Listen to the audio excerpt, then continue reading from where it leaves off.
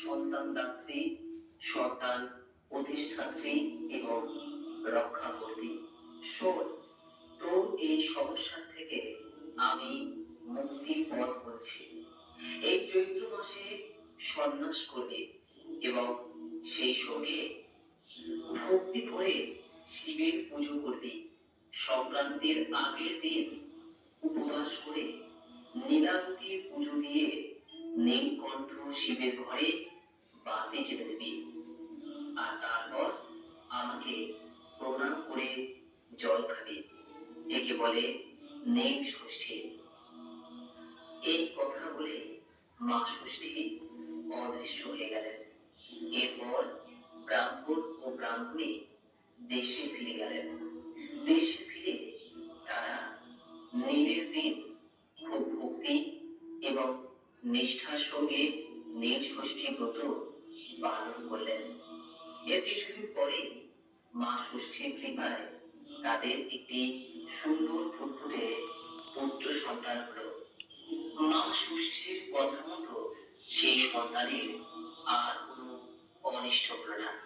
এরপর সেই ব্রাহ্মণ ও ব্রাহ্মণী অন্যান্য যে সকল সন্তান সন্ততি হলো তারা কেউই আর অকালে মারা গেল না।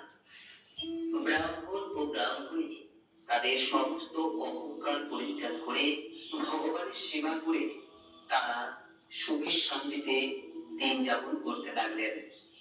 নীল ষষ্ঠী ব্রতের এই মাহাত্ম্য দেখে দেশে দেশে সবাই তখন এই ব্রত পালন করতে আরম্ভ করল।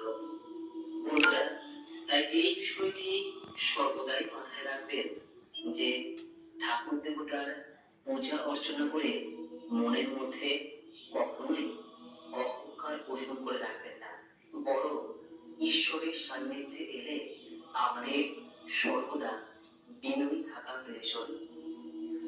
আর হ্যাঁ, বহু টাকা খরচা করে বাহ্যিক আড়ম্বরপূর্ণ ভাবে আপনি হাজার ব্রত পালন করুন, কিন্তু যদি আপনার মনে নিষ্ঠা, ভক্তি ও বিশ্বাস না থাকে তাহলে এই সমস্ত ব্রত করে কোনো লাভ নেই। তাই ভগবানের পূজা সর্বদা করুন পূর্ণ নিষ্ঠা এবং বিশ্বাসের সঙ্গে। দেখবেন যে উদ্দেশ্য নিয়ে আপনি পূজা করছেন সেই উদ্দেশ্য সফল হবেই হবে। আশা করি এই ব্রত কথা আপনার ভালো লেগেছে। যদি ভালো লাগে লাইক